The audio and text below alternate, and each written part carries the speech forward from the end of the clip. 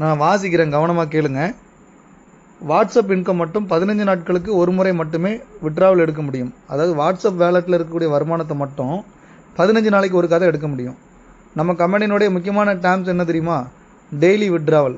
So அப்போ daily withdrawal அப்படின்றது WhatsApp இன்கமுக்கு கிடையாது. அப்போ அதர் இன்கமுக்கு, அதர் வேலெட்டில் இருக்கக்கூடிய இன்கம் எல்லாம் நீங்கள் டெய்லி விட்ராவல் போட்டு எடுத்துக்கலாம்.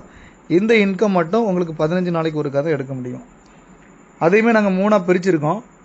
ஃபஸ்ட்டு பார்த்தீங்கன்னா நோ டைரக்ட். நான் யாரையுமே ரெஃபர் பண்ணலை, சரிங்களா? நான் யாரையுமே ரெஃபர் பண்ணலை. ரெஃபர் பண்ணுறதும் கட்டாயம் கிடையாது. அப்போ நான் யாரையுமே ரெஃபர் பண்ணாமல் நான் டெய்லி ஸ்டேட்டஸ் வைக்கிறேன். எனக்கு டெய்லி ஒரு 100 ஏறிக்கிட்டே வருது. அதை எடுக்கிறதுக்கு எனக்கு என்ன ப்ரொசீஜர் அப்படின்னா, 15 நாட்களுக்கு ஒரு முறை ரூபாய் 500 எடுத்துக்கொள்ளலாம். நான் யாரையும் ரெஃபர் பண்ணலை.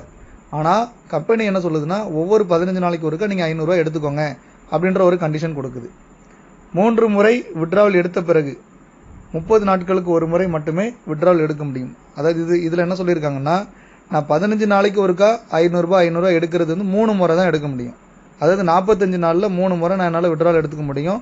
500. நான் யாரையும் ரெஃபர் பண்ணலை. ஸோ இந்த 45 நாளுக்குள்ளே எனக்கு ஏதாவது டீம் வந்துருச்சு அப்படின்னா கொஞ்சம் மாறும். ஒருவேளை என்னால் யாரையும் ரெஃபர் பண்ண முடியல அப்படின்னா அகைன் 30 நாட்களுக்கு ஒரு முறை என்னுடைய விட்ராவல் அமௌண்ட் கன்வெர்ட் ஆகிறது. அப்போ நான் ஒவ்வொரு 30 நாளைக்கும் ஒருக்கா தான் 500 நான் என்னால் விட்ராவல் எடுக்க முடியும். நான் ஒரு 3 நண்பர்களை நான் ரெஃபர் பண்ணியிருக்கேன்னு வச்சுக்கோங்க. ஒரு 3 பேரை நான் ரெஃபர் பண்ணியிருக்கேன் அப்படின்னா 15 நாட்களுக்கு ஒரு முறை 750, அதாவது 750 rupees நான் விட்ராவல் எடுத்துக்கொள்ளலாம். இது எத்தனை முறைக்கு அப்படின்னா கண்டினியூஸாக 15 நாளைக்கு ஒருக்கா. இப்போ நம்ம ஜீரோ டைரக்டில் என்ன அர்த்தம்? முதல் 3 முறை விட்ராவல் எடுத்துக்கலாம் 15 நாளைக்கு ஒரு முறை. அதுக்கப்புறம் 30 நாட்களுக்கு ஒரு முறை மட்டும் தான் எடுக்க முடியும். பட் 3 டைரக்ட் கொடுத்துருந்தேன்னா எவ்ரி 15 டேஸில் 750 எடுத்துக்கலாம். அதுவே நான் வந்து ஒரு 5 நபர்களை நான் ரெஃபர் பண்ணியிருக்கேன்னு வச்சுக்கோங்களேன். 15 நாட்களுக்கு ஒரு முறை 1000 நான் விட்ராவல் எடுத்துக்கலாம், கண்டினியூஸ் 15 டேஸ். அப்போ ஒரு மாதத்துக்கு எனக்கு இதில் 2000 கிடைக்குது. 3 டைரக்ட் ரெஃபரல் கொடுத்துருந்தேன்னா ஒரு மாதத்துக்கு எனக்கு 1500 கிடைக்கும். நான் யாரையும் ரெஃபர் பண்ணலைன்னா ஒரு மாதத்துக்கு எனக்கு 500 கிடைக்கும். ஸோ இது எவ்வளவு நாளைக்கு எனக்கு கிடைக்கும்னா, என்னுடைய வேலெட்டில் இருக்கக்கூடிய 10,000 எடுக்கிற வரைக்கும். எனக்கு 100 நாள் கம்ப்ளீட் ஆயிருச்சு அப்படின்னாலும் என்னுடைய பணம் வேலெட்டில் இருக்குது. ஸோ அந்த பணத்தை எடுக்கிற வரைக்கும் இந்த சிஸ்டம் மட்டும்தான் ப்ராசஸ் ஆகும். இப்போ இந்த இடத்துல தான் பார்த்தீங்கன்னா நிறைய பேருக்கான ஒரு சில கேள்விகள் எழும்பியிருக்கு. சார், நீங்கள் வந்து 100 நாளில் வாட்ஸ்அப் இன்கம்மை முடிக்கிறீங்க. 100 நாளைக்கு அப்புறம் நான் ஒரு 5 பேரை ரெஃபர் பண்ணிட்டேன். நீங்கள் வந்து ஒரு ரினிவல் ஆப்ஷன் கொடுத்தீங்க அப்படின்னா அதை நாங்கள் ரினிவல் பண்ணிவிட்டு அடுத்த 100 நாளைக்கு நாங்கள் கண்டினியூ பண்ணுவோம் இல்லையா? ஸோ அந்த மாதிரி ஒரு ஆப்ஷன் கொடுத்தீங்கன்னா நல்லாயிருக்கும் அப்படின்ற மாதிரி நிறைய பேர் கேட்டிருந்தாங்க. பட் அது நாங்கள் ஆரம்பத்தில் அப்படி யோசித்து வச்சுருந்தோம். அதுக்கப்புறம் அதை சேஞ்ச் பண்ணிட்டோம். ரைட்டுங்களா? நல்லா கவனிக்கணும். இந்த ஒரு பாயிண்ட் தான் இந்த மொத்த பிளானுக்கும் இம்பார்ட்டன்ட். என்ன அப்படின்னா, முதல்ல 100 நாளில் நம்ம இதை வந்து டிஸ்கண்டினியூ பண்ணுறதுக்கான காரணம் என்னன்றது உங்களுக்கு விளக்கமாக சொல்லிடுறேன். இன்றைக்கி ஒரு நபர் நமக்கு நிறுவனத்தில் ஜாயின் பண்ணி முதல் 100 நாள் வரைக்கும் கண்டினியூஸாக ஸ்டேட்டஸ் வைக்கிறாங்க அப்படின்னா அவருக்கு 10,000 கிடச்சிருது. பட் அந்த 100 நாளில் அவர் யாரையுமே ரெஃபர் பண்ணலை அப்படின்றப்ப அந்த நபருக்கு அடுத்த 100 நாளைக்கு அப்புறம் ரினிவல் பண்ணி அகைன் ஒரு 100 நாள் இன்கம் கொடுத்தோம் அப்படின்னா 100% அது கம்பெனிக்கு லாஸ் தான். எதற்காக லாஸ் அப்படின்னா, வாட்ஸ்அப் ஸ்டேட்டஸ் இன்கம் பொறுத்த வரைக்கும் நமக்கு வாட்ஸ்அப் கம்பெனியில் இருந்தோ இல்லை வேறு சில கம்பெனிகளில் இருந்தோ நமக்கு வந்து பணம் வர போகிறது கிடையாது. இது முழுக்க நம்மளாவே அவங்களுக்கு கொடுக்கறது தான். 100 நாட்களில் ஒரு நபர் இன்னொருத்தரை ரெஃபர் பண்ணலை அப்படின்னா அடுத்த 100 நாட்களில் ரெஃபர் பண்ணுவாங்க அப்படின்ற ஏதாவது கட்டாயம் இருக்கா? கண்டிப்பாக நம்ம சொல்ல முடியுமா ரெஃபர் பண்ணிடுவாங்கன்னு? சொல்ல முடியாது.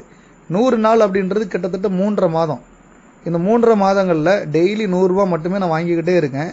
ஆனால் நான் யாரையும் ரெஃபர் பண்ண மாட்டேன் அப்படின்னா கம்பெனி 10,000 கொடுக்குது. கிட்டத்தட்ட நீங்கள் கட்டின காசை விட 3 மடங்கு அதிகம். அப்படி இருக்கும்போது அந்த லாஸ் அப்படின்றது யாருக்கு அதிகமாக பிடிக்கும் அப்படின்னா கம்பெனிக்கு தான். நீங்கள் ரெஃபர் பண்ணவே இல்லை, அது கம்பெனிக்கு க்ரோத்தே இல்லை. பட் நெக்ஸ்ட் மறுபடியும் அகைன் 100 days நான் உங்களுக்கு எப்படி கொடுக்குறது? கொடுக்க முடியாது. அப்போ கம்பெனி இந்த இடத்துல ஒரு பாயிண்ட்டை நாங்கள் தெளிவாக வச்சுட்டோம். கம்பெனிக்குள்ளே நீங்கள் வந்தீங்கன்னா லாஸ் இல்லாமல் வெளியில் போங்க. என்னால் வேலை செய்ய முடியாது, நான் உள்ளே வந்துட்டேன்ப்பா, எனக்கு ஒரு 10,000 கம்பெனி தரேன்னு நம்பி வந்துட்டேன் அப்படின்னா தாராளமாக உள்ள வந்து ஒரு 10,000 எடுத்துகிட்டு போகலாம். அதில் எந்த ஆட்சேபனையும் கிடையாது. விட்ராவல்லாம் உங்களுக்கு ஸ்டாப் ஆகாது. ப்ராப்பராக உங்களுக்கு இன்கம் வந்துக்கிட்டே இருக்கும். நீங்கள் எடுத்துகிட்டு அந்த இடத்தோட அந்த 100 days அந்த ஆப்ஷன் மட்டும் உங்களுக்கு க்ளோஸ் ஆகிடும். சரி சார், இது யாரையுமே ரெஃபர் பண்ணலை, அவங்களுக்கு ஓகே. இப்போ நான் தான் 3 பேரை ரெஃபர் பண்ணிட்டேனே, நான் தான் 5 பேரை ரெஃபர் பண்ணிட்டேனே, எனக்கு நீங்கள் ஏன் ரெனியூவல் பண்ணக்கூடாது அப்படின்னா நல்லா கவனித்து பார்க்கணும்.